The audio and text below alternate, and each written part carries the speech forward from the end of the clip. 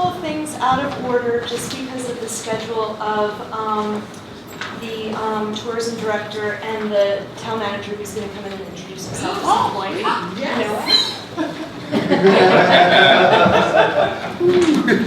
So we'll be official once he's here. So I see almost everyone is a familiar face, with maybe an exception here or there, yeah.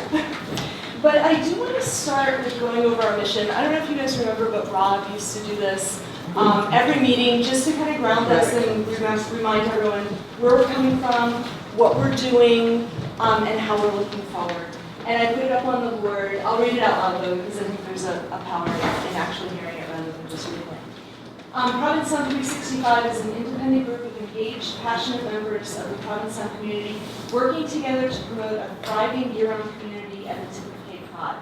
Inspired by the American Institute of Architects Design and Resiliency team's recommendations for encouraging Provincetown's growth as a resilient community, we are bound together by our shared love of Provincetown and the desire to improve the quality of life for all who visit, work, and live in Provincetown by developing community-based initiatives that support our common vision, engaging all members of the community and encouraging involvement, and improving communication and connections within the community, town government, business owners, and outside organizations that share our vision. So that's one more. Anyone new who's unfamiliar with Provincetown 365, if you want to stay afterwards, rather than go through some of the specifics of what we've already done, I'm happy to talk to anyone about that. So the first agenda item, I was going to move the first night work group up, but I noticed that the town manager isn't here yet. So we should bump right into agenda item number 2. Oh, actually, do you want to go on and do introductions too for the benefit of the members? Fast. Really fast. I'm Gloria McPherson, the town planner. Tom. Tom Cohen. Louise Bennett. And Nina Lipcott, Community Housing Committee. Also, Tom's on the building committee, Louise is on the finance committee. I'm Rick Alberg, I'm on the bicycle committee. Mike Miller, also not on the Economic Development Committee for Provincetown. Brian Armstrong, Economic Development and Zoning Board. Stephen Latassa, Nick's Economic Development Committee. Steve Katz-Range, Board of Health and Airport Commission. Brandon Wesnell, Planning Board. And Jim Woods, Planning Board. Oh, CPC. Dave Gardner, Assistant Town Manager. Barbara Rushmore, Independent Activist. Paul Sherman, transit and parking, as well as community outreach. Eileen Mitnick, I'm on the Harvard Gateway Committee and Marketing Outreach. Tima Naylor, I'm on the Harvard Gateway Committee. I'm Julie Knapp, I want to join the Housing Committee. You're Julie Knapp, you're on the housing. David Garton, I'm on the community housing group. Roger Lucas, Assistant Director of Tourism. Tony Picillo, Director of Tourism. Scott Allegretti, Provincetown Dental Arts, and I'm looking for a committee to join.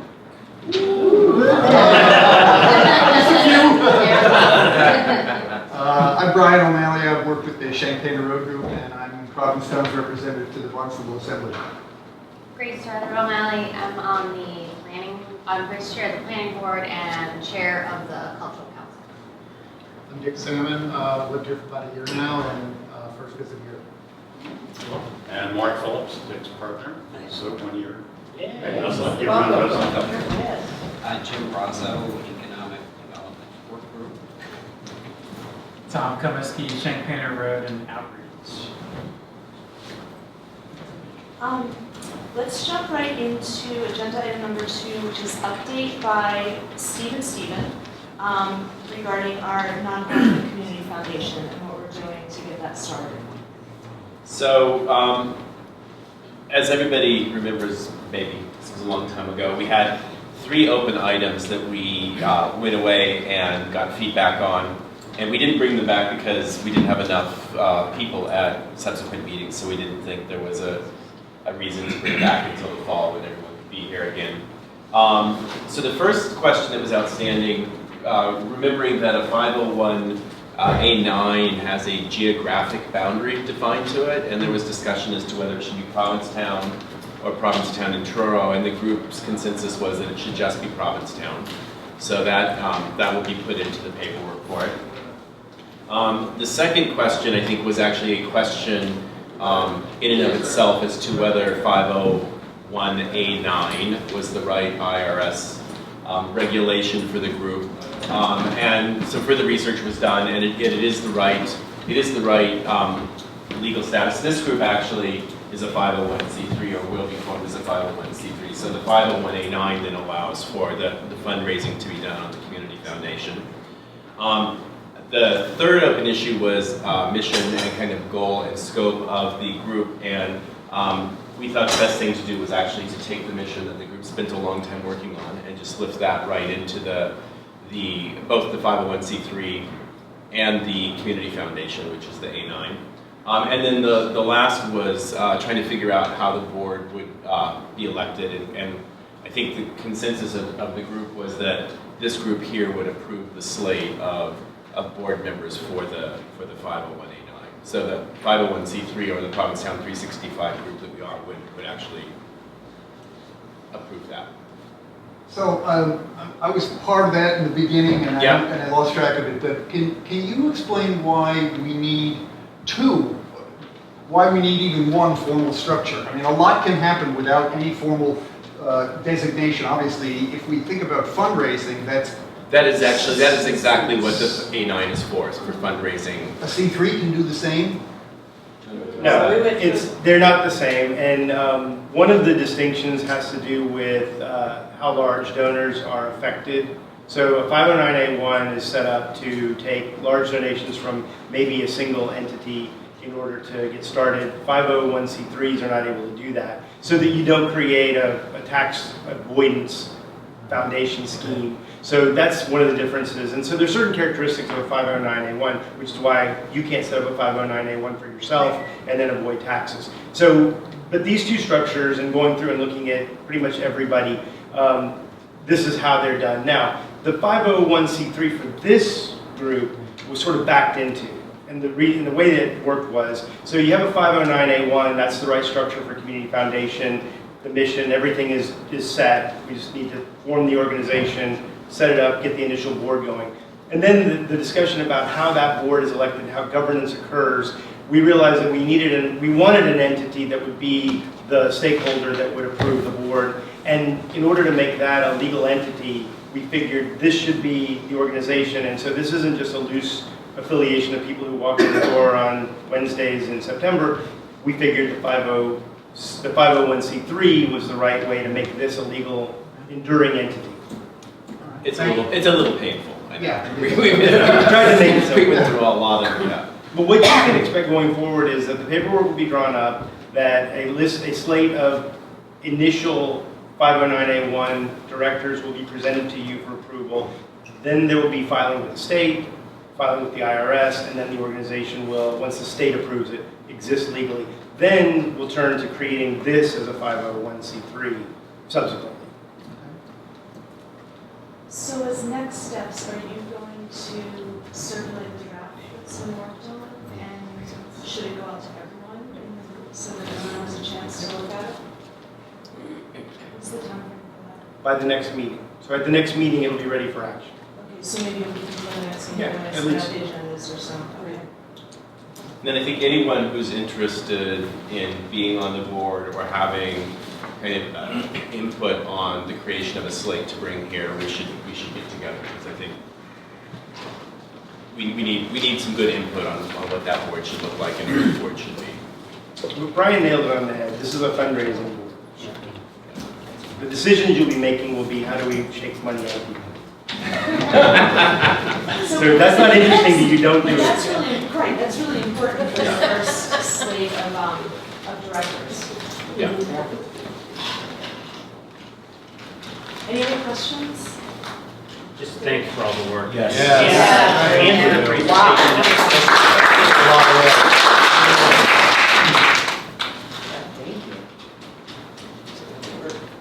If you don't mind, we're going to move agenda number 5 up right now so that we can have first introduction of our new town manager, Mr. Panagore. Welcome.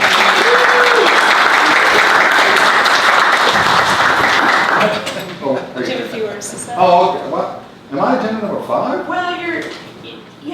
jumped up because I Tony, see. you have to leave. so. I see. All right, whatever agenda item. Hey, everybody, how are you? My name's Dave Panagore. I have been watching all of you on PTV and seen the past meetings. Not all of them, because it is exciting. Luckily, there's a 1.5 speed up set, so I can sort of do that. Beyond that, though, it's fascinating. You should all know that not an architect. My father's an architect. My sister's an architect. My father was president of the New England AIA in Massachusetts, so the whole that original DART thing, et cetera, big fan. Because I'm a strong member of the Urban Land Institute, and I actually go around the country at least 1 week a year into communities to do various assessments. My last engagement was it's the Superdome in Houston, and what was the reuse of that. And the other piece is, in Hartford, when we got there, we didn't have a good urban plan, okay? We didn't have a plan for our, what I would call our hardscape spaces, okay? Whether it was our streets, our sidewalks, our parking lots, all these pieces, the way we made places more walkable and more livable, okay? And we didn't have that plan, and we decided to come up with a really bad title called iQuilt. See, really bad title. But we got stuck with it because it's sort of, by the time we actually decided we were going to fall through the plan, the name had been around so long that we couldn't change it. Not like a good name like, or even a short moniker like P365. And so we went through the whole process of creating the 501c3, about garnering the support, about doing that sort of outreach, and particularly, you know, one of my perspectives on it. And we studied the Lowell Plan, which is a really, in Massachusetts, I think the Lowell Plan is pretty much the grandfather of sort of type organizations. And we studied all that, and I know that, and I was talking to Gloria, and I know that I think that whatever this group works on, right, shouldn't always be the exact same thing the town is working on. Because if I'm digging ditches, we really may need somebody trimming the trees. And if we're all digging ditches, sometimes we all need to dig ditches. But often, many hands make light work, and as long as we're working within an agreed framework, and I know, for example, that the Laura and the planning board and everybody else are working on the LCP. So that's one piece I wanted to mention, that the organizations I do think need to have the freedom to move and the freedom to come up with stuff. And the other piece is, I think that as one gestates, it births the organization, one of the critical elements is how to keep everybody else engaged. And I give the cautionary tale that what happened a bit in Hartford, and Mike he knows this, talk to him later, is they wound up forming a board, and they wound up not really, we created a body called the Corporators, because we wanted to have everybody involved. And it's like 75, and there's a lot of arts organizations.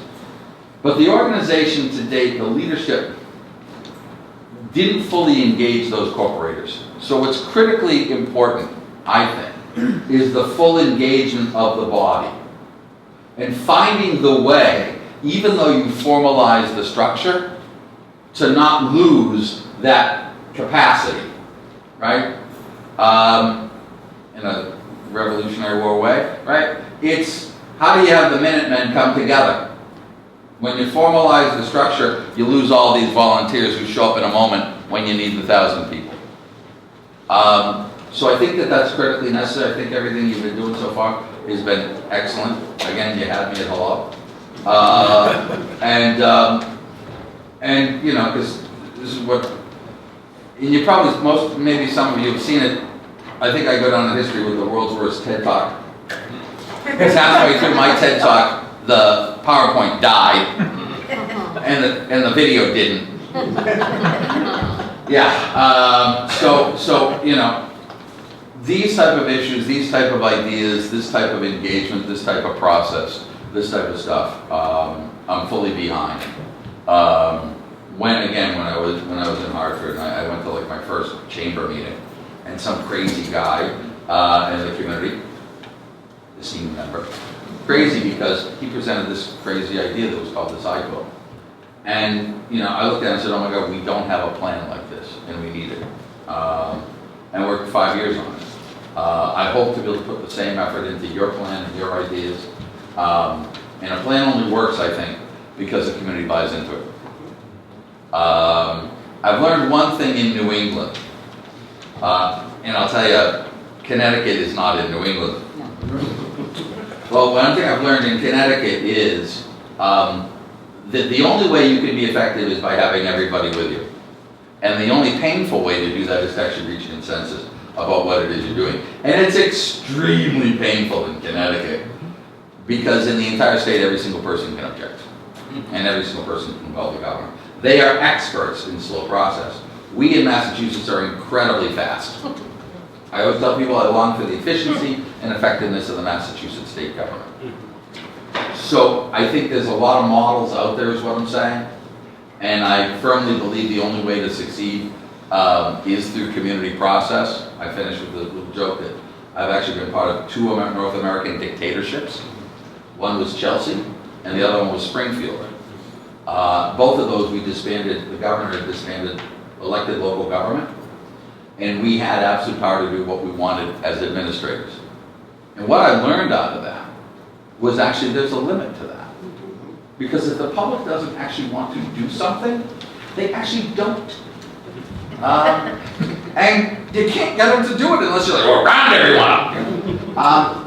So my point is, I firmly believe in process and community process, not because I came to it originally, but because over the course of my 25 years in public service, I've actually learned it is the only way to be effective. And it's the only way when there are downturns and there are roadblocks ahead that there's as many people as here showing up at town meeting and saying, no, we need to do this.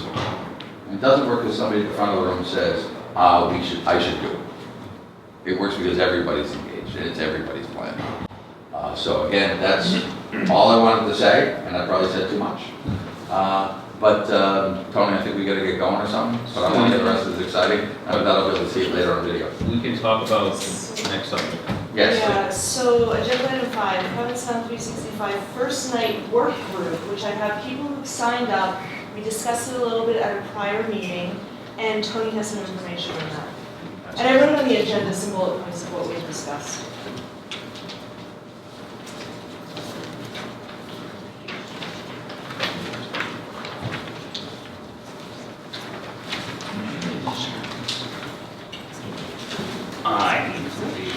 I only have 25, I was going to pick with me here.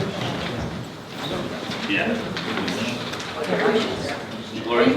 Yes, you can see. Now, this is only a draft, and what I wanted to show you is this proposal of what we can do to market the first night, or at least the fireworks. I know we want to have a first night, but nothing's come together yet, and in order to market it, we need to know what's happening. So at this moment, I think what the VSB plans to do is market Provincetown the way we market New Year's Eve every year, but of course talk about the fireworks. Talk about fireworks this year.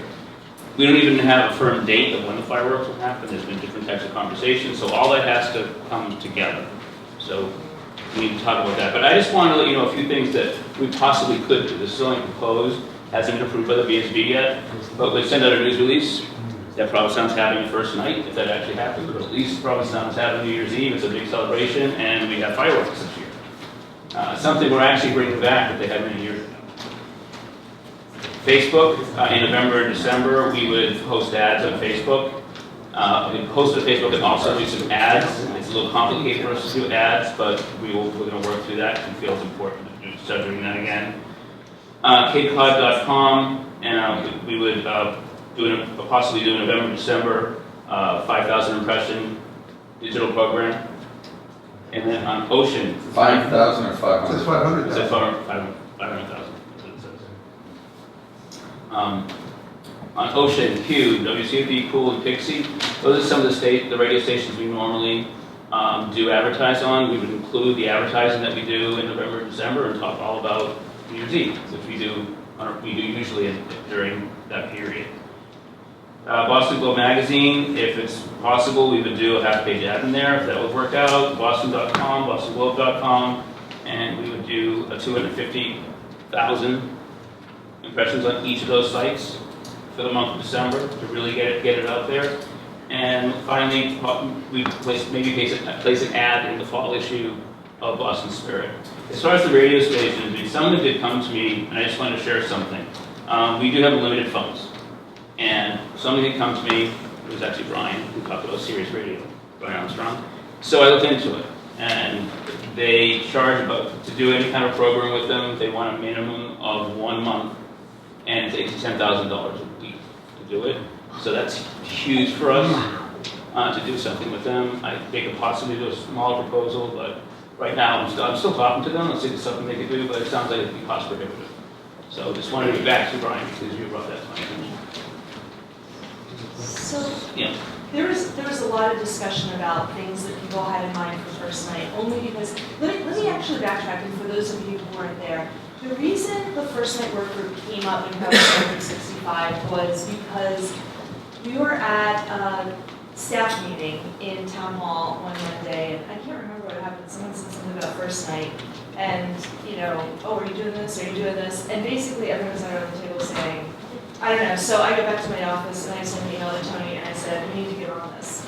And then brought it up to Provincetown 365 because I feel like there's a critical mass of engaged people who are willing to work for the common good here. And that's how that started. It was well received, even though I only have 5 people who signed up for the working group, and I'm hoping that maybe more people will be involved. It's Rick May, who is in here, Jim Rosso, Steve. And then I noticed the other 2 I wrote in myself, Rob Anderson for the website, so I don't know if he's on board yet, but he is. And Brandon, don't laugh because I wrote your name down. You're the Cape Cod Chamber contact. So I think that's a really good compliment to what Tony was saying, that we should really leverage our relationship with the Cape Cod Chamber also, because they advertise for the Chatham first night, and it's not too much to have 2 first nights. I think that Provincetown's first night will be fundamentally different than Chatham's. Yes. But, I hope so. and I think that when we spoke last time, there was general consensus that we need to have some kind of strong outdoor event, something that could ultimately become an iconic event, preceding the fireworks, to encourage people to eat in the restaurants, be outside, and then stay later for fireworks. So, tons of hands. I'm going to go left to right. So, Louise. I missed out on the formation of this organization, the first night effort. Do you want in? Yeah. Pardon me? Do you want in? I don't know about that.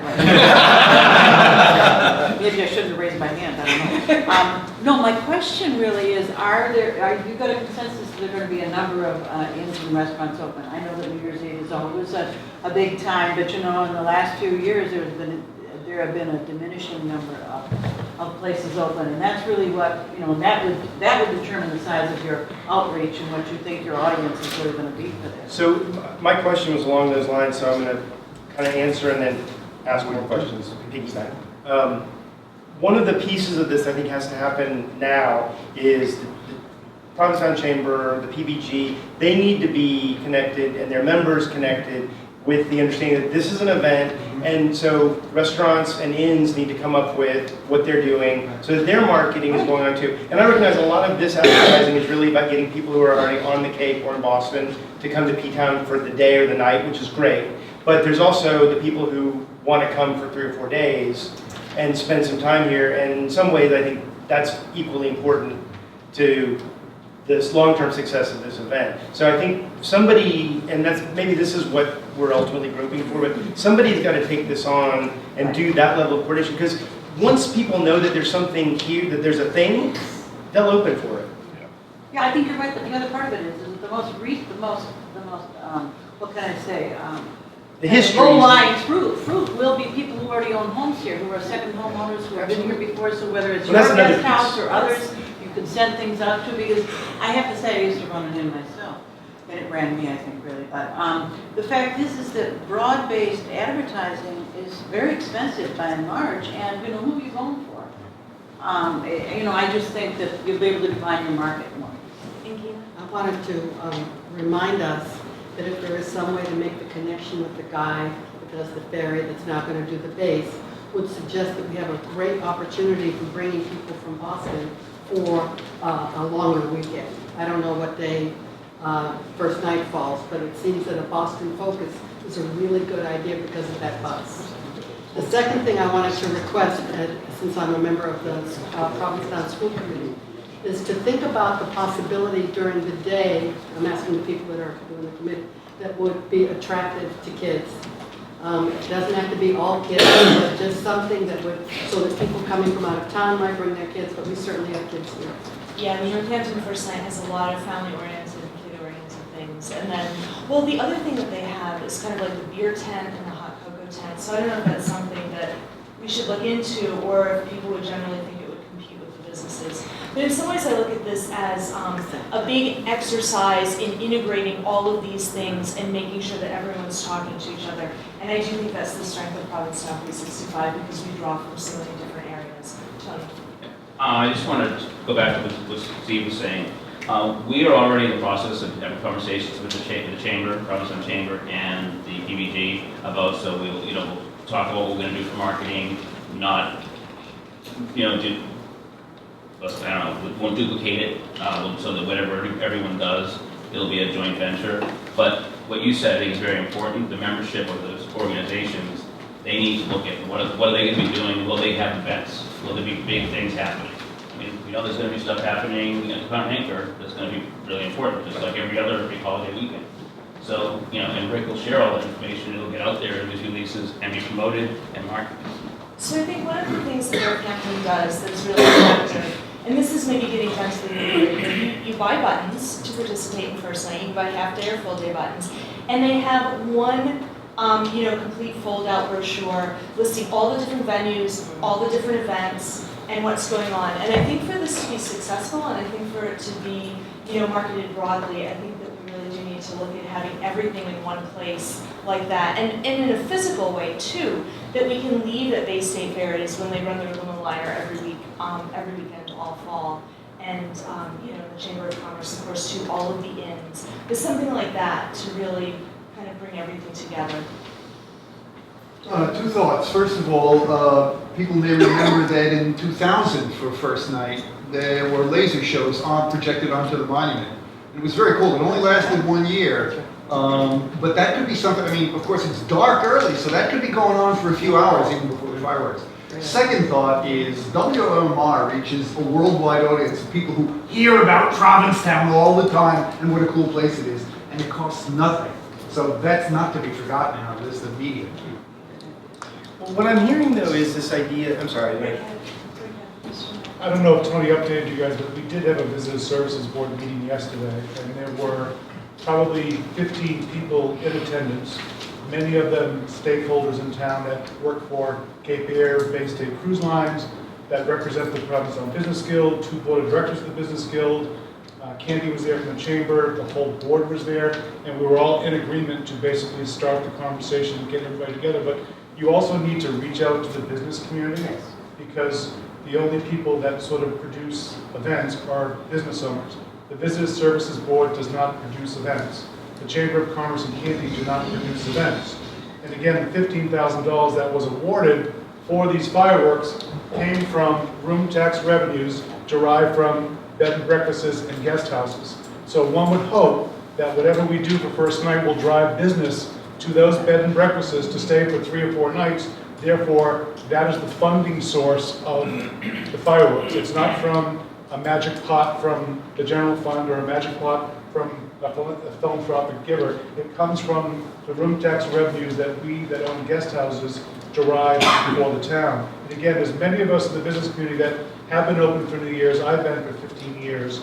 And to echo what Louisa said, you know, it's been a tough economy the last 4 or 5 years, and some people, you see it this week. They close up, and now they're down to 3 days, they're down to 2 days, and you see many people close in October. So you're probably talking about 10 to 12 businesses that you should be working with Again, I'm not quite sure that the VSB can just give $15,000 to a volunteer board that has no authority how to spend it. So I think it's really important to sort of, you look dazed, Gloria. I didn't realize they were looking for money. Well, I mean, the first night is $15,000 for fireworks, so if we're talking about promoting first night for New Year's Eve, you have to have some money to have events to produce. And again, the Business Services Board has stepped up to the plate, has donated $15,000 out of our marketing plan for first night. So the business community wants to work with anybody. I think it would be really helpful if you would agree to be on this committee. I think after the meeting yesterday, I believe there's been some emails going back and forth with, in order for this to work, you need the town staff to work with us, the DPW, the fire chief, the town manager, the tourism director. That's what the email meant. Yes. All right. I read it, I'm like. The only way we can have fireworks in Provincetown is if the fire chief approves it. The only way we can have fireworks is if the DPW director gets the barge. The only way the DPW can get the barge. Oh, I need a full debriefing on what's occurred in the last several years. So all this has Because to there be isn't done a now. first night I've ever been part of, and I've been part of 25 first nights, until they died. I think under, the tourism. I agree. Yeah. I mean. All right, I added you, so you'll be involved in all So, but my question is this committee going to be the committee that everybody in town is going to say, this is the committee that's doing it? Or does there need to be an organization or an entity in charge. that's Most of them are separate organizations, so I would think it's going to be a special, maybe representatives from various. It should be a cooperative group of people Exactly. that are all Yes. stakeholders to make it successful. Yes. For example, Tony Brackett from the school committee, who's very artistically inclined, I'm sure can think of something to do for the kids during one of those days. Do you do the fireworks on New Year's Eve, or do you do it on January 2nd? So you can get people here for 3 days as opposed to 1 day. There's lots of strategic things that have to be decided within 7 to 10 days to make it work. As a business person, you need it. Tony's on this red. Yeah, so that's one of the agenda That's why I came, bullet to let points you that know are here about. that we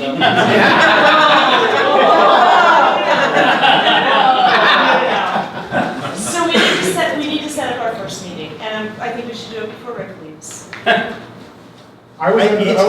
It's going to have to be a weekly meeting until this thing is off the ground. So, Wait, I'm going to serve on it because I don't think there are any women on it yet, are there? Oh, Nadine wants to be on it, or Nadine from oh, she does, Progress. okay. The 2 women are good. So Louise and Nadine. 2 women are 2 women are good. There were 5 women at the meeting yesterday, Louise. There's plenty of women at the meeting yesterday. I'm just coming in from the outside. I get a question I am separate. I've done a number of these. The comments that have been made that say, it's got to be everybody, it's got to be coordinated, it's got to be someone, so on and so forth. Those make sense to me. And do you have that, everybody here? Is this the self-appointed committee that could do it? I mean, because you're talking about it like it's going to become the committee, and I hate doing legislative work out in public because it's like sausage, right? All that other stuff. But it does strike me that it needs to be more. Yeah. So this And group has not been, sufficient, necessary but not sufficient. this group has been very effective at doing legwork and making sure everyone's contacted and kind of keeping the ball rolling. So, Do you want to take responsibility for it? who else is going to do it? Well, let me I don't answer know. that. I Let mean, me is answer everybody that. gonna- What if I don't I mean, I know we've said the VSB is not an organization that puts on events, but what if for this first year, the VSB was the organization that put on this event and we provided the volunteers? Yeah. And then the VSB can go to the chamber, go to the PBG, give them, request that they participate in certain concrete ways. I mean, I know it's not your normal way of doing things, but I don't think there's anybody else. We've got lots of volunteers in this room. And I don't think it can be an organization that's just people who show up in town hall a couple times a year. Well, just one example. Last New Year's Eve, there were really just 3 of us that were open that were big businesses. Yeah. Just 3 entities. Now, had I been closed last New Year's Eve, there would have been no entertainment at all. Now, again, what everybody has to understand in this room is many people have made the decision to close shop right after Halloween and not come back till May. So again, it always, I mean, I've been a member of the PBG and the Chamber for 15, 18 years. It always comes down to 5 or 6 businesses or people to make it work. So I think, again, it was my impression, but I stressed at the meeting on unfortunately Davey left early, to Tony into this. We had a lot of people right there that wanted to participate. I do think we need to have somebody in an administrative role to sort of gather them together, whether it's 7 people, 10 people, 12 people, and use the energy in this room for volunteers, use the PPG volunteers, use the chamber volunteers to sort of create this engine of motivation to move it forward. But again, it's going to come down to 6 or 7 smart people that know how to plan and execute the actual game plan, in my opinion. Just one more comment about this, only because I ran them in that had first night events, and what we did is, you're right, you have to coordinate with, it would be a whole weekend, they wouldn't just stay New Year's Eve, they'd go to a number of events, they'd go down on the common and see all the artwork or whatever, but they went to different restaurants, they went to different theaters, they went to different music things. We've got to have more than It's got to be a 4-day weekend. It's going to Yeah. be Wednesday through Saturday. Yeah. It has to be framed from Wednesday to Saturday. You need to get as many people here for 3 or 4 days as you possibly can. And you can't inundate them with 7,000 different events. There has to be key successful events, working with Pam, working with the Pilgrim Monument, working with the school system, working with business, working with the chamber, and working with the PPG. Gloria, I'd be more than happy, not that my plate's not full enough as it is, but I would be more than happy. I mean, my New Year's Eve is already planned and set. The menu's done, the entertainers are set, and I'm ready to go. I just need to find out what everybody else is doing. And again, you know, Sirius Radio is coming to my property in 2 weeks, free to broadcast. I can make that part of the deal. If you come onto my property, please mention First Night in Provincetown for free. And again, this is where entities need to reach out to private business to form these partnerships to sort of use our leverage to get free advertising as opposed to paying $8,000 for a Sirius Radio ad. Again, we partner with Tola Road, who's an unbelievable resource. Unfortunately, some of the people are not getting along with them, but I think we have 2 men in town that own the largest gay blog like Huffington Post that could disseminate this information to millions of people with the click of a button. And again, they need to be reached out. They're living here in Provincetown, and it will be free. So again, these are all the things you need to speak with private businesses that know these sort of, we can use our connections to make it successful for everybody else. So is there someone that wants to chair this thing? I mean, at the end of the, I mean, it's. That's what we do. Oh, There it is. boy. Wow. I've been in this movie before.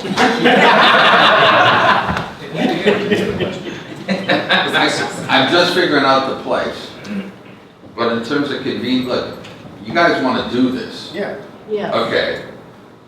This, I think we all know, it's a hell of a lot of work. Yeah. Yeah. And a hell of a lot of cooperation. Yeah. And I hate doing events that don't succeed. So it's a hell of a lot of labor to make it work everywhere. But it's worthwhile to pull off. And I'm looking for low, easy, hanging fruit to have people love me. So, you know, I'm more than willing to use my good offices, okay, to marshal and coordinate. Is what I. If you're going to lead the charge, sign me up. You're already signed up. The moment you walk in the door. But yeah, anytime we're going to talk about it, but. I mean, Dave, between you, Tony, Candy, and Erin, you need to get those 3. We work very cooperatively together when we want to. And we can make it happen in a very short period of time. I mean, we were able to raise, you know, $30,000 for fireworks within 2 days for the last 5 years. I mean, we can do it if everybody wants to. Sort No, of the other point of. Hi, how are you? But your point about the second homeowners too, right? I mean, they're a large mass. They come here for the weekend and party and have fun. The town fills. Yeah. Yeah, we don't, when I was a second homeowner, we didn't come to cook and clean. We came to party. I mean, we sold out 2 Richfield shows and a Suede concert last New Year's Eve. I mean, there was 750 people on the property in a day and a half. So people will come. If you give them something to do, they will come. Yeah. Now you're clear with the experience, but yeah. I would think at this point, we need to set a date for the next meeting for New Year's Eve, first night, and soon. So set it. All right. And then we can go to that chamber. So anyone who's interested, plus the people who are on the list, let's think of a date. Maybe soon, maybe next week. Next Tuesday. I generally just say yes until Elizabeth tells me no. Right. I find it to be the best policy. I'll have to go get my schedule. I can call in, I'm not here next Tuesday. Yeah. So, what about Wednesday? Go ahead. You can't be here. Go ahead, yeah, I got it. Wednesday, So Tuesday, PBJ meeting. Yeah, PBG. on Wednesday? Wednesday. So, do you want to do it before or after the PBG meeting? Is there a benefit to doing it before or a benefit to doing it after? Before, so that it can Tuesday. be talked about at the meeting. So let's do Tuesday the 15th. Tuesday the or 15th is the economic development. how about Monday the 14th? So that's the selectmen meeting and the chair won't be there. Mr. Panagore. So, what time is the select board meeting? What time is it? 6. Yeah. Can we What if we meet do it at 4? yeah, maybe 4 on Tuesday. 4 on Tuesday the 15th? Great, because then you can just. I won't be here. Oh wait, Tony, I have a 4 o'clock meeting in Plymouth. Okay, so Tony, 4 on Monday. maybe, yeah, do you want to go back to Monday and do 4? Louise, can you do Monday? No, I'm gonna be gone all week, but I can call in Okay. if you can set it up. So when is You need it? boots on the ground that are here now, because it's All not gonna right, work. so until people are here now Monday, doing it. September 14th at 4 p.m. That's just in a few days.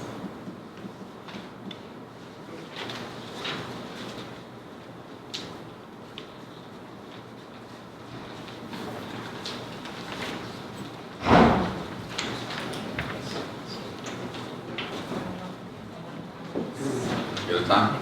Monday, September 14th at 4 p.m. Lovely. I'll put you on the email list here.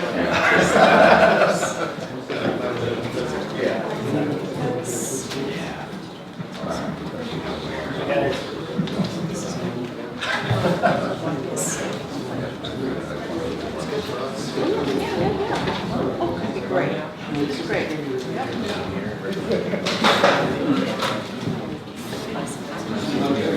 So you're done. See everybody. Thank you. Cheers.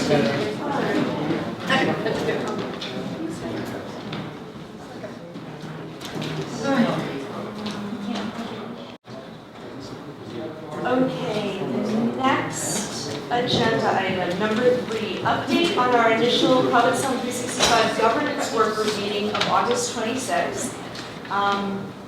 Steve, do you want to do that? I'm just going to do an intro and then I'm going to hand it over to Brian to talk about the bulk of what it is that we're doing. So governance is about town governance and about how we work to be a force within the town to educate people. So when we looked at it, we realized that maybe the most pressing thing that we could do would be to start educating people about town meeting in advance of town meeting. And so Brian is heading up this effort. So we're going to take what Wellfleet has as a forum as to go over town warrants, have the people who are writing the town warrants present, educate the town on why they have put this forward, what it is, to help people not learn about this on town floor during town meeting. So we're planning for the week before the special town fall meeting to kind of go do our dry run through. So the dates for everyone, town meeting is Monday, October 26th. The informational forum sponsored by Provincetown 365 on the warrant articles will be Monday, September 19th. October 19th? What? October 19th, sorry. And the reason that we decided to do it the same day, a week earlier, was we figured people who don't have conflicts on Monday will go to the meeting on Monday. They'd be available the week before. And that because the warrants will be published that Thursday in the banner, we will have some media coverage on this educational class that we hope to carry through onto spring town meeting. And there's also an election day after town meeting. Yes, It's there's really important. It's really important. So we want to talk about those 3 dates together if possible. The election date too, you mean? Yep, that makes sense. And the 22nd. So I don't know, do you want to go over any of the specifics that we talked about like how we're potentially going to structure the... So I believe we, I the week before, we're gonna have a panel format. So we were gonna have the people who wrote the warrants, we were gonna have a outside moderator come in and moderate the meeting, just like it was town meeting. So give the person who wrote it a chance to present, and then everyone, ask their questions and kind of have their debate on the floor, but with a actual 2-minute time limits on presentation floor and responses. And paddles. We're going to give paddles, so as the warrant is being presented, if everyone will use green, it puts green and shows that they're in favor, everything stops. Then we can just stop the talking. So then we can move on to the next warrant items. David. So, the purpose is to educate the town meeting voter? Yes. So have we considered that the forum would be informational based so that we actually did not start to debate the actual warrant articles that night? That rather than, so the discussion generally should be questions. No, it's going to be questions. Not statements. Not statements. It's going to be questions on what the article, what the benefit is, what. So I think you probably, so we have forums at town meeting, at the Council on Aging. Sometimes we do it in other locations. And it would be important for you to, if that's the intent and that's what you choose to do, that you kind of stick to that format and you make it clear that's what you're doing, because I don't think it would be, my opinion is it would not be very valuable to start debating warrant articles the night or the week before town meeting. Debate was the wrong words for me to use. It was to ask your questions and get them answered from the person I think who's that's important to consider in terms of. It's more informational, so you're not going into the town meeting blind and not knowing what is going on. One of the things that we did talk about and we did not resolve was the question of whether we as an organization would take positions on some things. And we just didn't. I think one of the keys was that if we're fostering an educational process, we don't want to have a predetermined position. But as a result of one of the things is open question, and maybe we don't do it in this fall, but we think about it for the spring, is after that session, do we then come together before town meeting and decide if we want to take positions on things? So that's, there's nothing wrong with us at some point doing that. But for this first time, we just wanted to be educational and not take positions. I'm confused, I'm sorry. I remember when I was at the meeting and we decided to have this committee, but is it our responsibility to educate the public on town warrant details, or do we need a better educational process that comes out of town hall so people get educated? Is it a 365 issue? I mean, I just need to understand why we're taking it on. I think it's a public service. I think it's part of, educating the voters about what they're voting on. But David, could you clarify, because I know, I've heard about this too, that there actually are a couple of forums. One's the Council on Aging, where's the other one? So we have not done a regular Council on Aging forum for the special town meeting. We do it for the annual every year. All right. I think we've been talking about how we communicate. I mean, the 30 days between the warrant and town meeting are jammed for us. We're all attending the public hearings that are required to attend by the charter and by state law. But at the same time, the voters, the town meeting, those who attend town meeting, are not necessarily at those public hearings. So it's a great idea. I think we've been trying to find alternate ways to educate voters prior to the night of town meeting, and I think that this is a great idea. I really do. I think that what I'm hearing is the same thing we talked about around first night. At least I raised it at first night. I don't want to take away anybody's job. I want to figure out how I can make more effective what the town does by being active, interested, passionate volunteers. So I think that if there's a problem that we all recognize, and not just Provincetown 365, that we would have more effective town meetings if we could educate the voter in plain language what the warrant means, and people could ask questions. However, we can help that process, but I don't want it to stand. I think in terms of job security, we should be assisting something that you all think should be done because the town needs it. You see the difference? It's a subtle difference, but it continues to say that the town has a responsibility to do such and such. We don't have the human power to do it. We have ideas on how it should be done. A committee of people might want to facilitate it, and we'll all be volunteers to make sure it gets done. Well, I think it's hard for the town to be an advocate. But It's hard for the town to be an advocate, for the town as an entity. Right. So it really does fall to the citizens. And, part of what this is about is different people learn different ways, right? Some people are going to read the warrant and just make up their mind and go, and then they'll learn what they learn in the meetings. But what we noticed, I think also, and I'm relatively new to this process, but there are a lot of people who walk in and they really don't know what the warrants mean. They don't know what is being discussed. And so giving people an opportunity to get their questions answered earlier might make town meeting also more efficient, and it might make people better citizens. So I don't think, if your idea is that we're taking away somebody else's... I'm on the committee with you. Right. And I agree that this should be done. I don't have any problem with it at all. I think it's crucial. And I don't see it as the town advocating for anything. It's educational. The purpose is to present the warrants, but in 25-cent words or nickel words instead of $2 words, so that people can understand it and they can ask questions. And maybe I misunderstood you. I thought you were concerned that the town already has this responsibility and that we were usurping someone's job by doing it. That's what I heard. No, that's not what So I'm saying that's not an issue. That's what I heard. The strength of this, of course, is that it's all warrant articles. For instance, the planning board holds public hearings on all of the zoning and general bylaw amendments. And I write a planning board report on behalf of the board that describes those. But that's just one piece of the warrant, and this is the opportunity for all article proponents to come and speak on behalf of their warrant articles, and then everyone can have an overall view of everything that's going to be decided.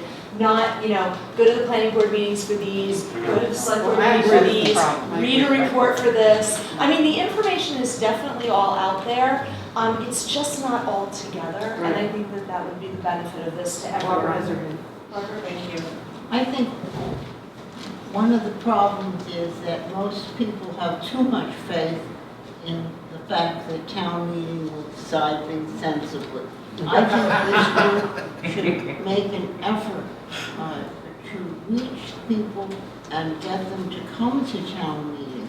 And I think one of the reasons that people don't come is really just because they're not invited. And they don't feel they have a role to play. I see people who've come to town meeting for many years, and the same people come. They have a very strong sense of responsibility.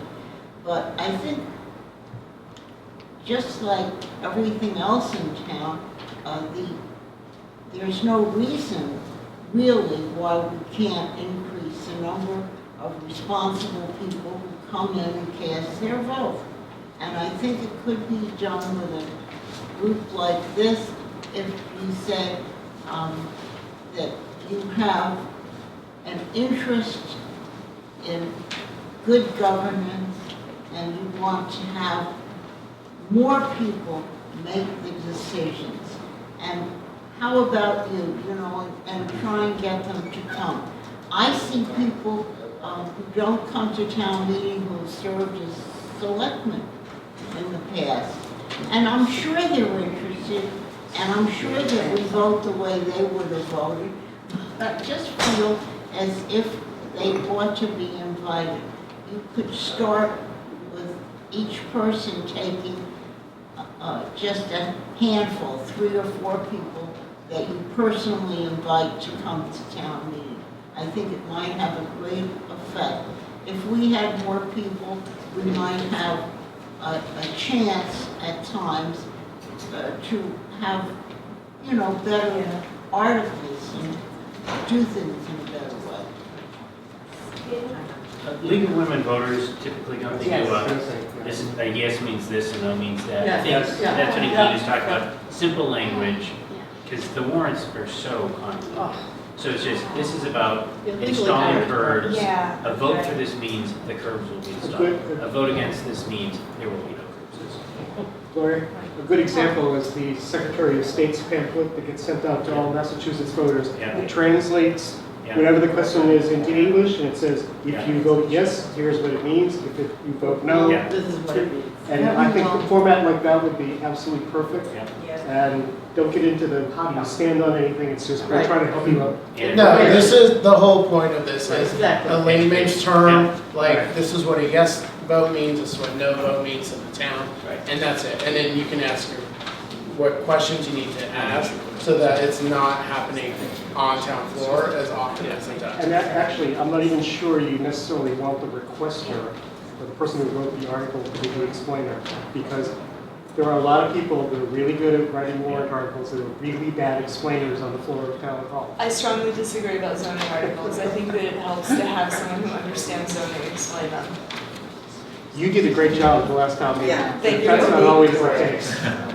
I would agree. Sometimes I think it's hard if to bring it down to people that people can understand. You understand zoning, but other people, I think sometimes like a person who's totally unrelated could be more helpful because they can bring it, you know, in the same way you talk about, you know, a doctor has, knows medical terms, it seems pretty straightforward to them, but to everybody else might be more complicated. Well, I think if I take that and relate that to zoning, I mean, I think the yes means this, the no means that is important, but I think the context, if we go back to the curb example, I can't remember what the curb example was, but the curb example, why are we even talking about curbs? Well, because curbs are typically this big, and when you have curbs this big, it allows for traffic to flow. I mean, some basic context of why it's there. Because I think often, I know I was sitting by Grace at last time meeting, I'm like, why are we sitting here talking about containers? And I was baffled, right?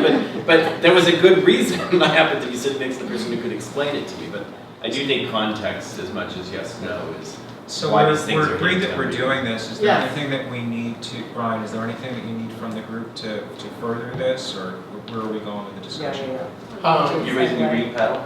I'm great, yeah. Yeah, we got an agenda. So I'm thinking that outreach is a good place also to make a connection.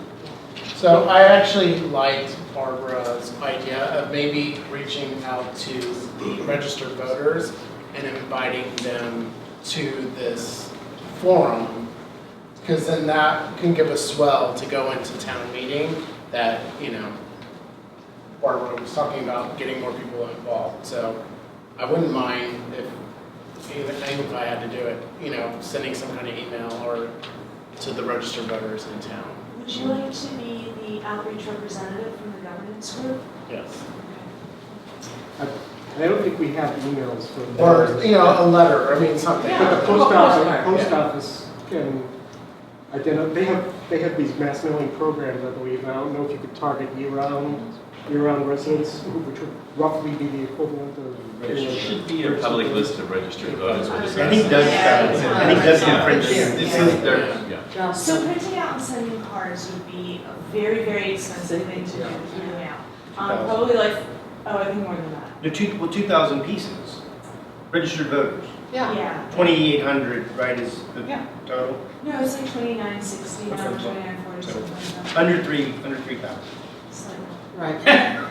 Well, I mean, $1,500. Well, and then you can household it too, if you want to shrink it. I mean, we have certain email blast lists That can't for be decided by like the businesses, restaurants and stuff like that. And I'm wondering, I think all people who have rental certificates, we have the emails of. So like within community development, we can definitely put together groups of lists. I think I have the Part-Time Resident Taxpayers Association, and I do know that a lot of them are sometimes one partner will be registered in their town and one over here, so that's another group to reach out to. So suffice it to say, Brian, that you're gonna take the ball I'm hoping and to run with agree. this. I will take the Green. ball on this. Green Yeah, we stick, need one, we green need stick. that. We're in agreement. Just one more little idea, and I want to, not that I want to volunteer for this committee, but, it'd be really nice if there was some transportation, the funk bus or a shuttle service. Because, there are people who It would be great. they really For town don't meeting. like, For yeah, they town got meeting. for town meeting, when they'll stop here, it'll be every hour or every whatever, and get it, because a lot of people don't like that whole going over there in the dark and coming across it does deter some people, and it might deter other Especially people. older people. I'm sure that's something we'll have to discuss further down the line. That's fine, I'm just saying. But, for special fall town meeting, it's trying to get people educated, and that's what we're gonna focus on. Exactly. So. David, we're gonna keep the warrant short. Well, I have to say, there won't be many articles, but it won't be short. seven zoning things, most are housekeeping now. You did, Lexi. Keep going. So we got a long agenda, folks. How many nights are we supposed to keep? We're doing well this We're only time. doing one night in the fall. So next is the Economic Development Work Group, which hasn't met yet, and they specifically wanted to meet after the Economic Development Council met, and we have two members here. Three, oh, sorry, right in front of me, who can update the group about the Economic Development Committee. Yeah, so I'll quickly update you guys on the committee, and then Mike, if you want to update people on the event that's coming up. So just contextually, the Economic Development Committee was formed out of town meeting in April this year, and we have been, and the committee was formed, and then the selectmen did appointments in, I believe it was June, and we've been meeting weekly since, working through what our mission statement will be, a set of draft objectives that we'd like to get community input from. And so really where we are in our process is, and Mike will talk about it, but we're at a point now where we really would like broad community input on these objectives, because they'll really drive what we do moving forward. And then we're meeting with the Board of Selectmen on the 13th of October to present a revised set of these objectives, which we'll revise after a meeting that's being held next week.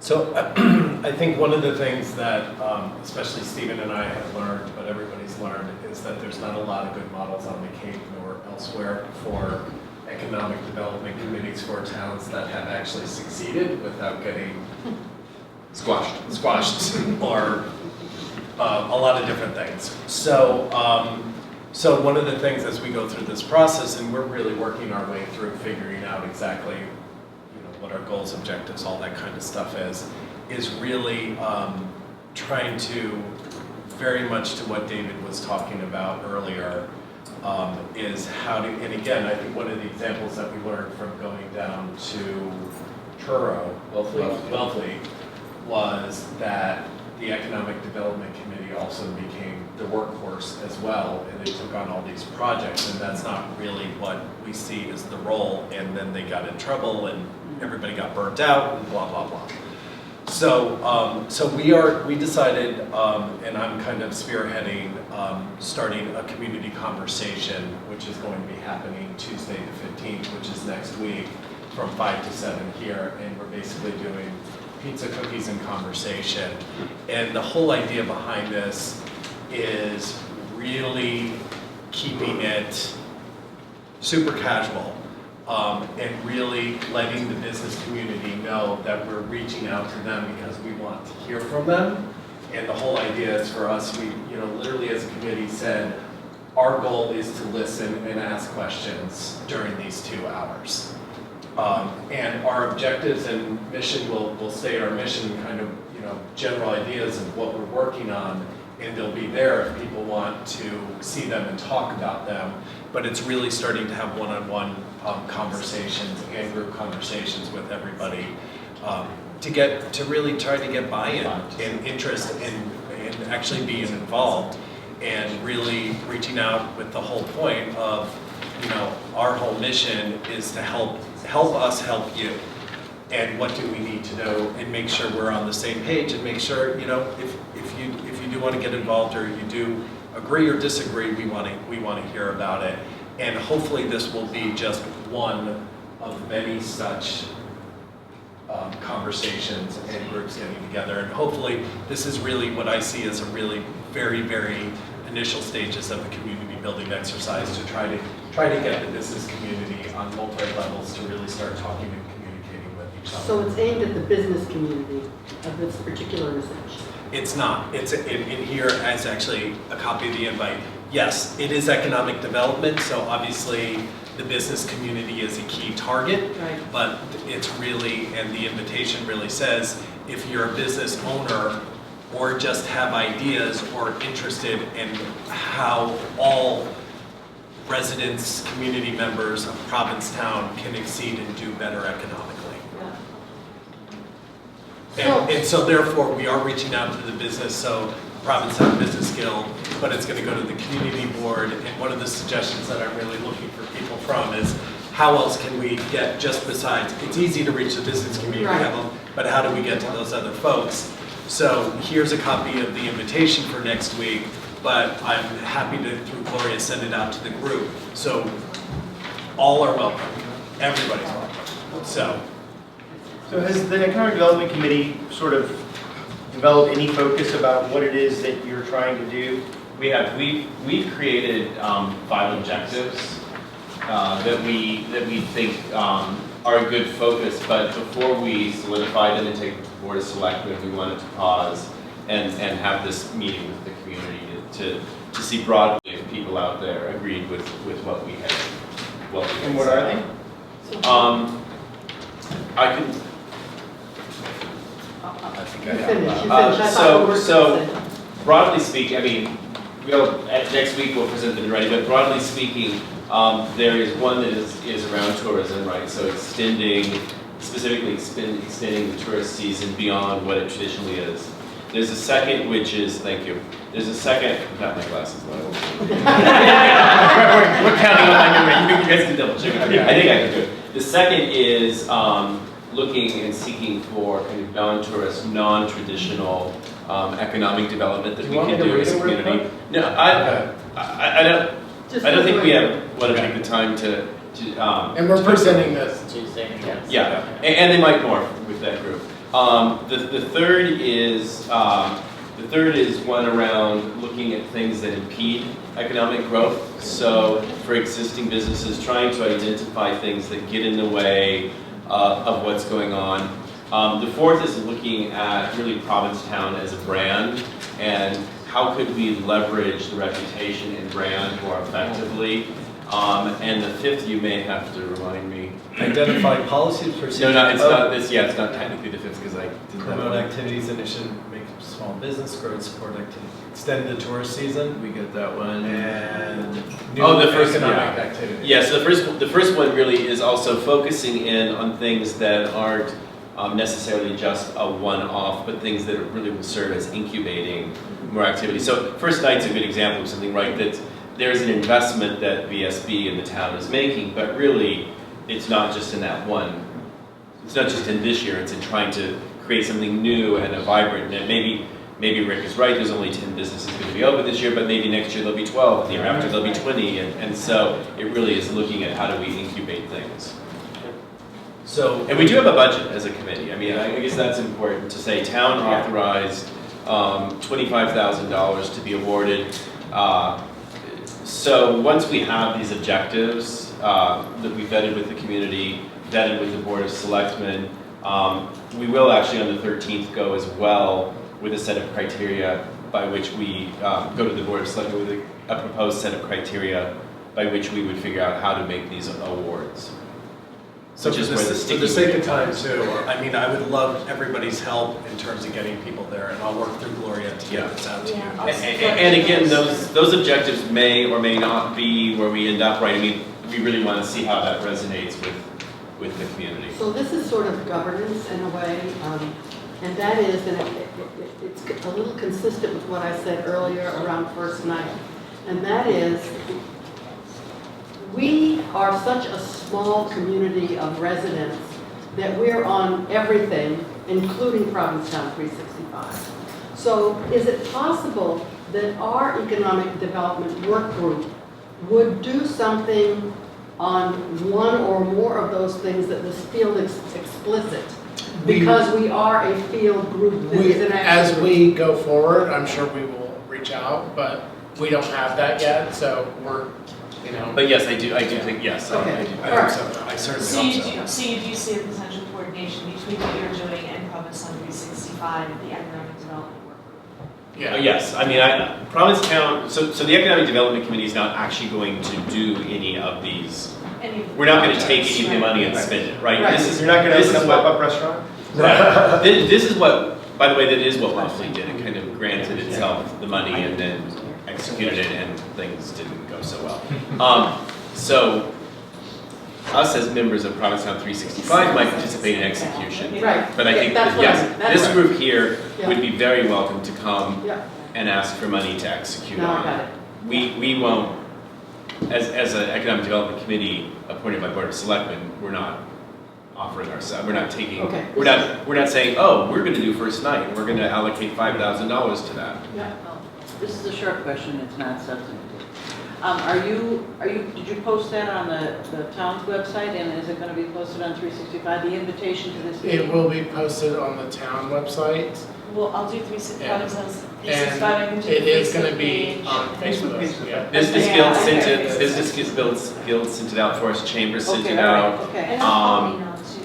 We wanted to get it to second homeowners, but I There is a was second hoping they would. home, there's a list, second homeowners. Okay. Yeah, Oh, sure. Yeah, I think I know this. Okay, I'd like to do that. Also- It's going on the Facebook groups, I mean, and I think they may have gone on the Facebook groups today. It's not, okay. Community space, yeah, great, all right, just wanted to know. So, given that, Great does work. the Provincetown... Thank you. Yeah. Thanks. Does the Provincetown 365 Economic Development Work Group want to meet, or do you want to wait and see a little bit more of what's going on with the EDC? Actually, I have an opinion on that. I think you guys should, whoever's on, I'm not in that group, but whoever's in it, I'm happy to actually join it. It makes sense to join it. I think the group should meet and start figuring out what they want to do, because there will assumably sometime in the fall, there will be an application process for grants. And So, to refresh everyone's mind, the people who signed up for the Economic Development Work Group and are on my email list right now are Louise, Jay Gurwitch, David Garten, Mike Miller, Jason Potter-Berta, Jim Russo, Rick May. Anyone else? Just a cautionary note, that we need to make sure that we don't create an open meeting law violation by having too many overlapping members. yeah, and that's what I just said. I think Yeah, that Mike, that's I right. just said to Mike, Mike's yes, Okay. I'm not gonna. And that just occurred to me. No, and it's, yeah, So we're, does anyone else want to be Thank you. added to that email list? It's a super fun group. I wouldn't mind Super fun. Eileen's all about. All the cool kids are on.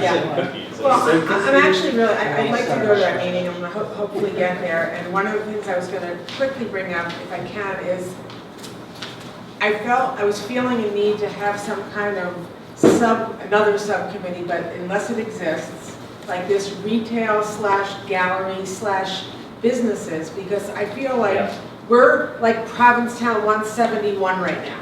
And when you start a path, you have to hold the grass down a little while. So while we're holding the grass down, we have to find out, what stores, galleries, everybody, who's open now? Who can stay open a week or 2 or 3 or 4? So can I answer that real quick? Yeah. So one of our short-term goals, and I'm working on it, is a fall schedule of what is open. Great. So I'm almost 90% between Rob's last year and Dan Hoots. Nice. I have almost a fall schedule of what is open as of September 15th. It's the most asked question Yeah, we get absolutely. at Yeah, ends. yeah. And So this has often come up at our outreach meetings, and now that you're part of the outreach group, you can use members of Provincetown 365 to help you with that, because there was talk about actually doing that kind of brochure. This is one of our working things. We'll have it up and running. We don't know who we're going to give that to, and it's going to be simple. You can update it easily, but who we're going to give it to manage. Okay. But it is something we're working on. It's a short-term goal. So it's probably a good point. So we had thought, you okay, like, go over Yeah, that? So there were, we thought that because we weren't starting to grant the money right away, because we wanted to actually go through a process to figure out how to do it, so we didn't get strung up at town meeting, Could you right? repeat it? I said, we didn't start granting the money right away because we wanted to go through a process to figure out how we would grant it so we didn't get strung up by just willy-nilly giving it away, right? So we also though felt it was important to have some quick wins. And so we are actually working on 3 things. One is the what you just raised and what Brian's working on What's Open Fall. The second is a guide on how to start a business in Provincetown. And then the third is working with the Community Development Corporation, is that what they're called? CDP. On getting some, because they do training for businesses on the Cape, and we're trying to get some of that training brought here to Provincetown. So we think that there'll be some training available for business owners or people wanting to start So businesses. when you work that how to start a business brochure, you should come and talk to me in community development. Yes. Because there's a lot of permitting that would. We're working with them right now, so we're trying to work it. So my only suggestion for this economic development committee, subcommittee, is they shouldn't meet till after our October 13th meeting, because then we'll have some where we're But don't you going, think they should meet and start brainstorming ideas that they might want to bring? but we can't give them any direction there. Is it 13th or 15th? At your meeting. Wait, no, it's September. October. 15th, this meeting? No, that's September 15th. Oh, that's September. So not to be contrary, but my only concern is if we get approval on the 13th from the Board of Selectmen to the goals and objectives we've got and how the criteria we want to use to grant money, we would start granting money. So if you guys have had no conversation, I mean, yes, you may come up with ideas that actually don't fit into that. Yeah. Is I think what your concern is. Yeah. So, you decide which answer you like. When do you want to set up the first meeting? That's up to the committee, I guess, so. Is there a chair of this committee? For the work groups, we don't do chairs. Oh, you know chairs. We don't chair. Is there anybody else from the committee that's present? Yeah, I feel a little Liz, conflicted. David Garden, Yeah. Mike, so that's it, and Jim. So it's not bad. So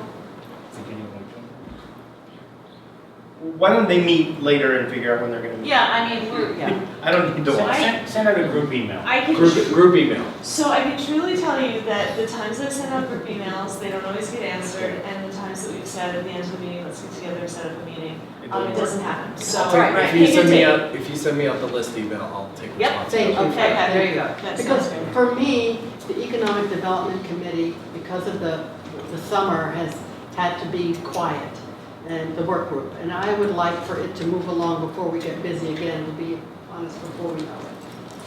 Can I make one more economically developed kind of comment? An idea came up when we were in the very beginning that there'd be some kind of blue light, green light, some light that stores and businesses and restaurants that would remain open would put in their windows.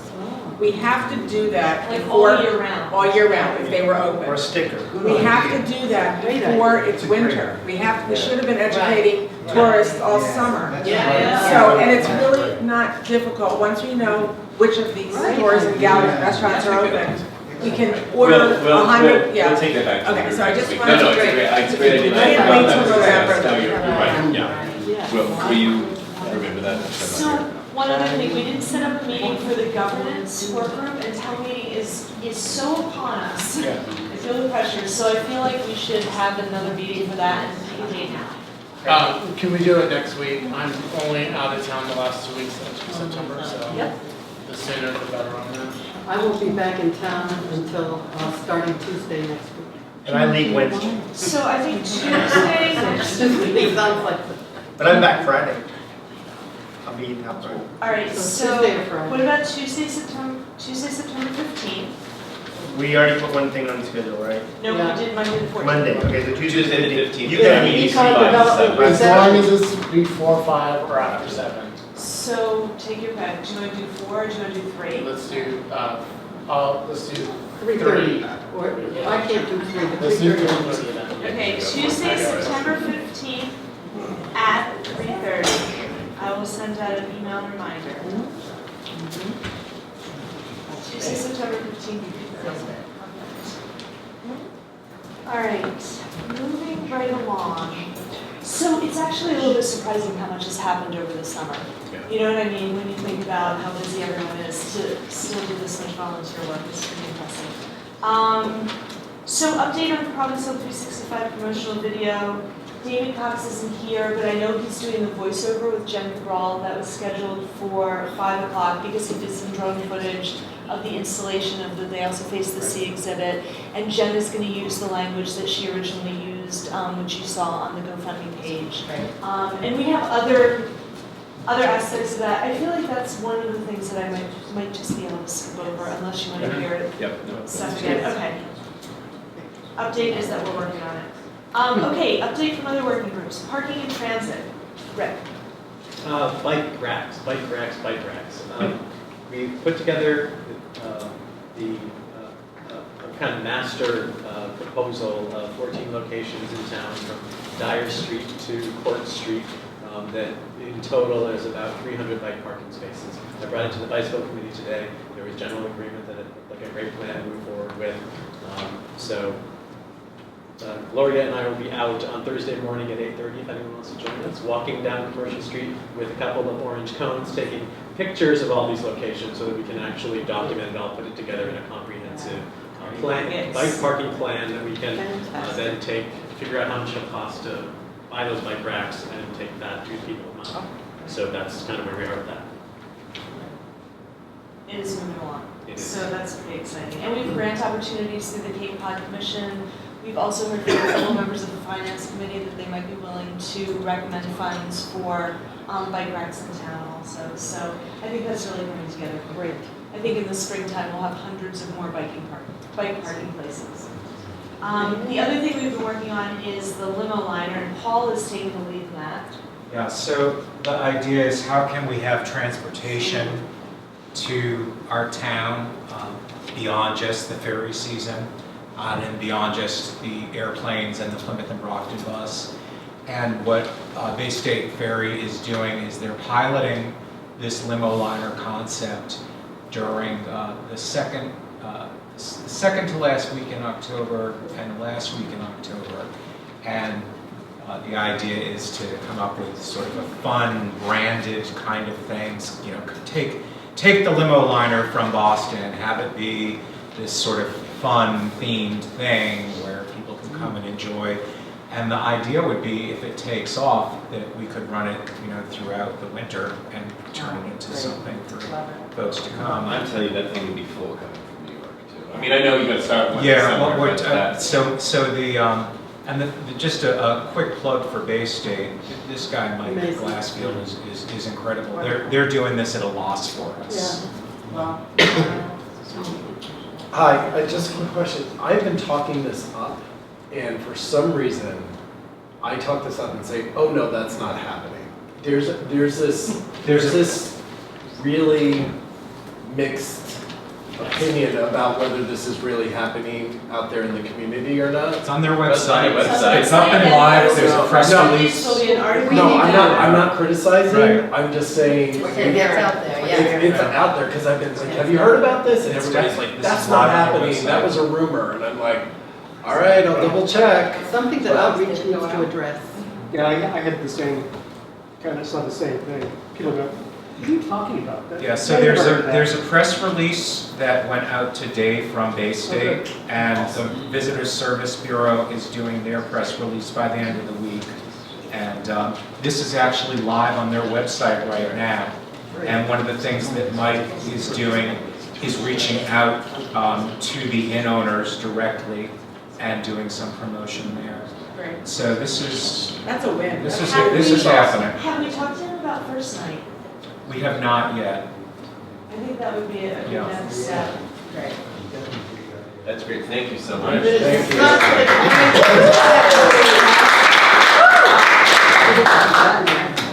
It's like Hampton Jitney. Well, there is. Other than Jesse. Okay, I'll send out an email for next meeting. This has been one of my best groups for actually scheduling regular meetings, so I won't waste time here. Community housing. They've been very busy. David Gardner. Okay. Very busy. We've had some preliminary discussions with Moshop about expanding the Provincetown Housing Authority site over on Harry Kemp. Then we're going to continue discussions with them, talk about funding, things like that. VFW site is on hold right now until we figure out what's going on with the rest of the site. So that's, the building committee is going to make their determinations, then we're back into it. We've had some initial discussions about the 9 units on Bradford Street, but the bigger picture is we have to figure out a vehicle for holding properties and buying properties. So that's just been a discussion. And the other thing is I had a meeting with Barbara, and she can fill us in a little bit more, but we have the property transfer fee that has been in front of town meeting and has always been approved by town meeting, but where it falls short is at the State House level. So what we were thinking is we'd use Provincetown 365 organization capacities and outreach capacity to get a letter writing campaign to get the State House to Leo's office specifically to get it off the dime. So Louise has samples, but I want to forward out an email that has a sample letter for everyone so we can get a letter writing campaign for that. And then I think we also have to, Louise, sorry, Barbara, tell me if I'm not wrong. Right now, the funding for it is all going to capital improvements, but we want to change that to go to a community housing group or something like that, right? You know? At the point we are now,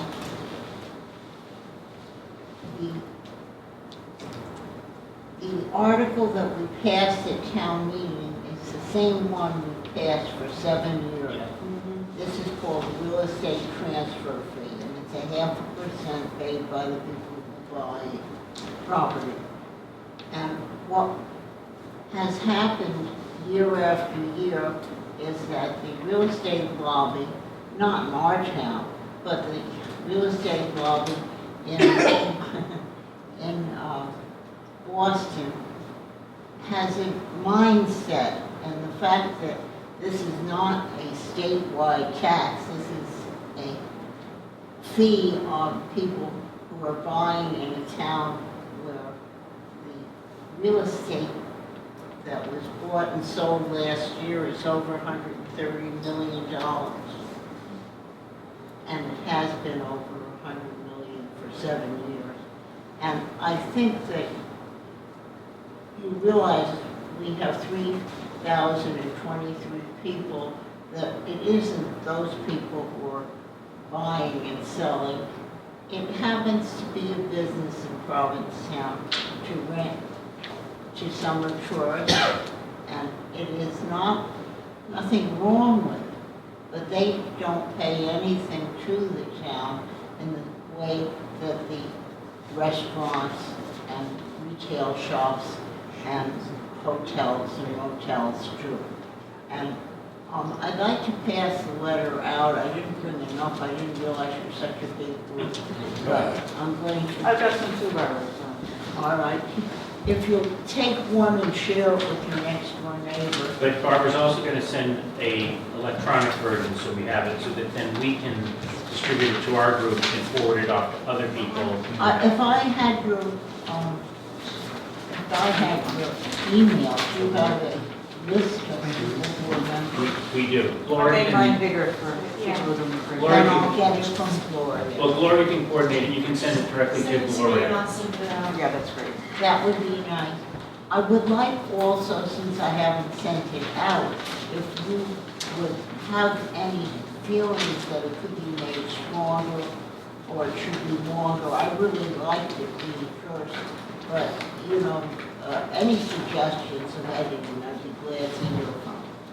My question to you is this something that Representative Peak is willing to get active on? I think that this group is just the right group that would take and say, why should the state not pass something for Provincetown? No, but my question is Representative Peak willing to be? I can answer that. Okay. I've met with her and I'm going to meet with her again on it. Two things. She is focusing right now more specifically on the occupancy tax for the weekly rentals here, because she thinks that has a greater chance. she's spoken to Bob DeLeo, she's spoken to the Department of Revenue. She feels that has a better chance of getting support from the Massachusetts Municipal Association, who for whatever set of reasons has not been supportive. They're having their legislative meeting in October. And so we're trying to meet with David Dunford, who is the chair of the Board of Selectmen in Orleans, who is now the president of the Mass Municipal Association, because we need to get more political clout behind it. Most of the communities that are affected by this are small communities like ours that we get inundated with summer rentals. That's not Boston. That's not most places, although who knows if Airbnb could. Airbnb is pretty pressure. But this tax has been out there for a long time, and it's true.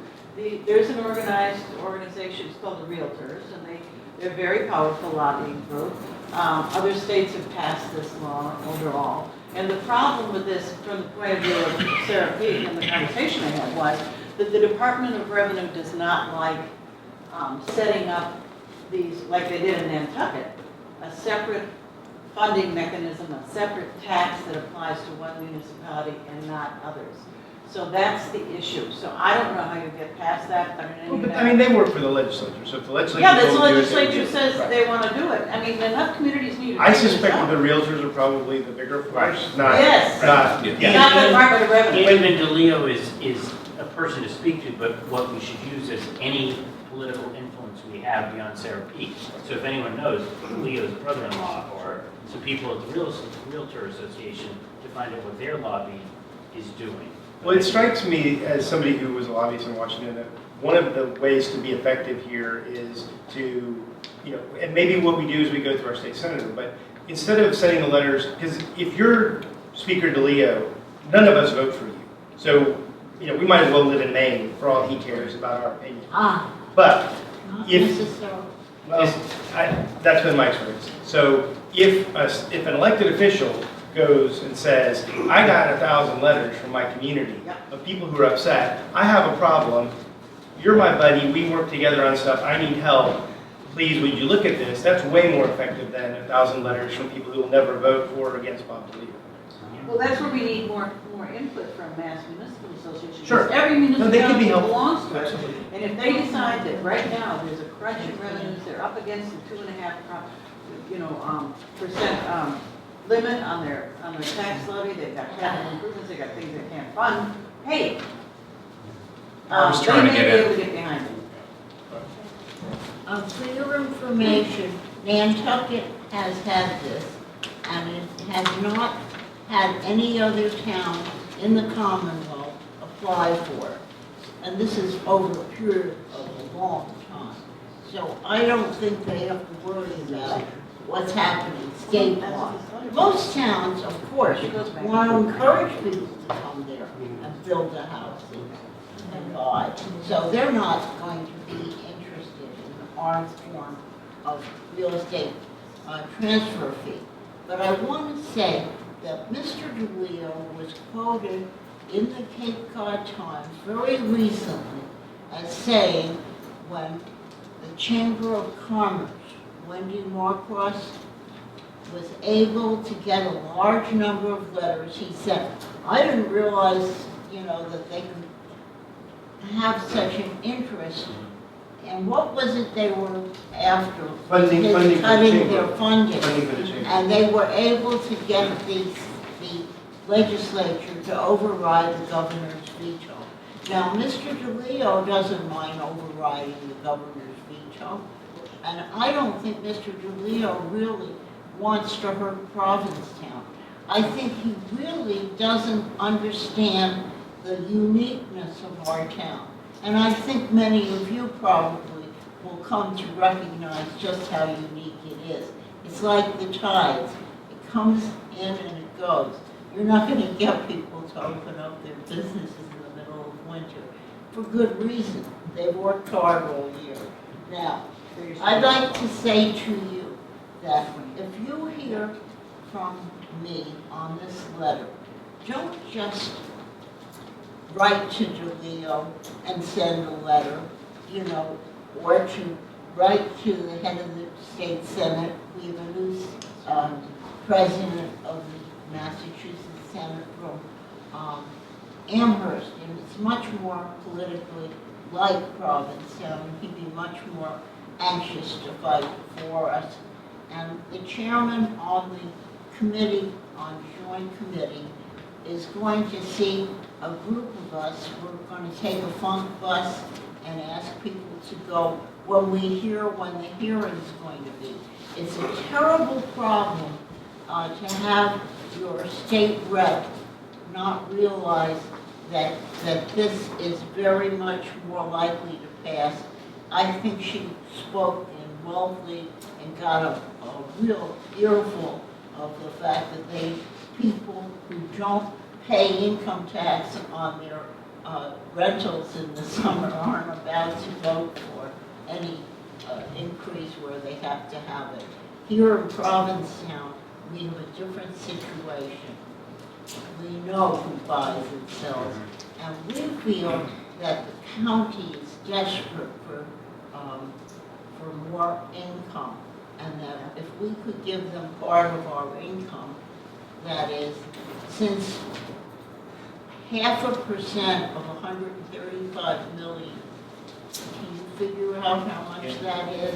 That's over 700,000. So can you send me the letter, and I will make sure that it gets out to everyone in Provincetown 365 so that they can forward it on. And with their signatures. I'm asking you to keep your eye on the ball. If you could go to Boston, as Gloria can include that date in her email too. If you mention that, when it is. So send me the letter, the draft like this, and also send me the date of the hearing in if Boston. we knew when it was. I'll tell you how hard it is to do this, and I've been fighting for this for As 7 soon years. as you find out, it doesn't Do have you to be think right now. that Sarah Peak answers my email? As soon as you find out. It's a joke. All right. I think Thank we're you. close out of time. Thank you. And That's it. okay, so community housing. I'm going to skip Shank Painter Road. Rick and I have been working on the complete streets policy. We've had a little work group of 2 all summer. And I feel like we've been making progress, but I have to say, the ball's in my court and I haven't finished the policy yet. So hopefully by our next meeting, we'll have something concrete that we can do. And Harbor Gateway, do you want to talk about that a little bit? Really, all that they did this summer was focused on the pop-up party. We had a that was pop-up party. associated with- Yeah. Great for us. And we got to market what we were doing. We had a street poster and got a lot of tourists coming through. And people coming from the installation Yep. of the Awesome Place to See exhibit.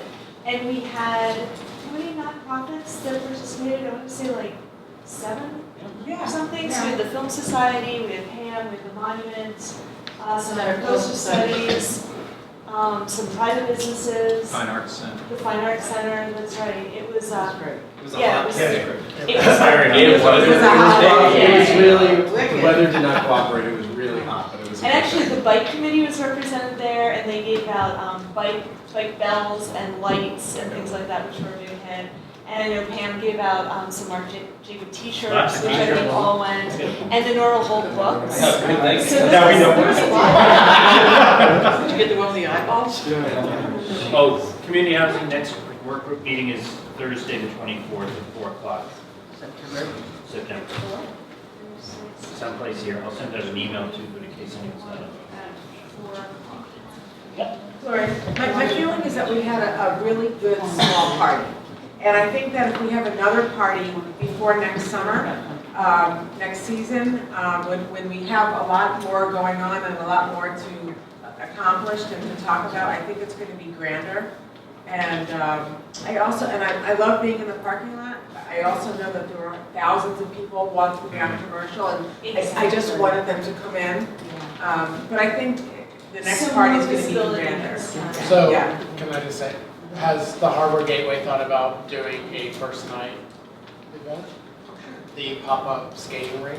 There you Yeah. go. I just, actually, we're working on it. I just wrote, I'm looking for a sponsor, and I just wrote him again yesterday. Yeah, that would be great. So- Unveiling the rink, like So- the week of first night or something like that. Just an insider We can do tip, those things.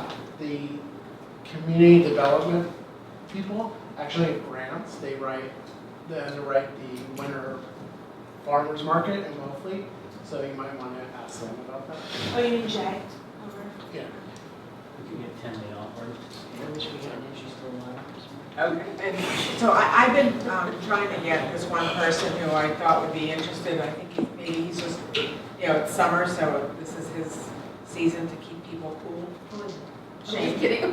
Shane, yeah. So I mean, he has a rink in his house, but it's He has a logical. rink in his house? Yeah, he built a rink for his kids and the whole neighborhood skates there, so, and it would be great for him to promote his business, and Yeah, he's he all does. about He does skating. business. Yeah. So I've been, I'm working on it, but I'll keep trying. Yeah, he doesn't sleep. So we don't have a meeting date for the Harbor Gateway. Do you want me to send out an email? I don't know who else is here from that committee right now.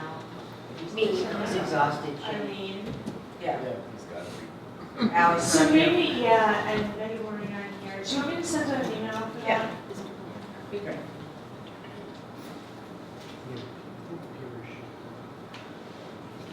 And then outreach, which was also intimately involved in the pop-up party, hasn't met since then. Although I feel like, because we have representatives from all the different committees, a lot of stuff that we've been talking about ends up touching on outreach, so. So can we remind every work group that they should have a representative, one, on the outreach committee? Because it's one of the ways that we are sure that we're unifying all that's going on in all the other committees. So does every group know who their outreach rep is? I'm housing. You're Donna. Paul is somebody's, I'm parking and transit. but it should be a fuller committee with a representative from every committee. So, for the people who are here, would you like to set up the next outreach meeting? There's first night agenda things, there's, we talked about reaching out to registered voters. So there are a lot of outreach topics that we need to go over. We have 3 members here, so if we pick a date, I can send out an email for it. Are you in Oh, we have 4 members here? Okay, Yeah. so that's not bad. We have at least half. Okay, what's a good date? I really would like to have Should we Rick. do it when you come back? No, I would really like to have Rob help us set the date so he can be present. We really missed him in our summer work in so many different ways. And I would really like to make sure that he could make the next outreach committee. Do you want to pick a tentative date and I'll ask Rob if he can make it?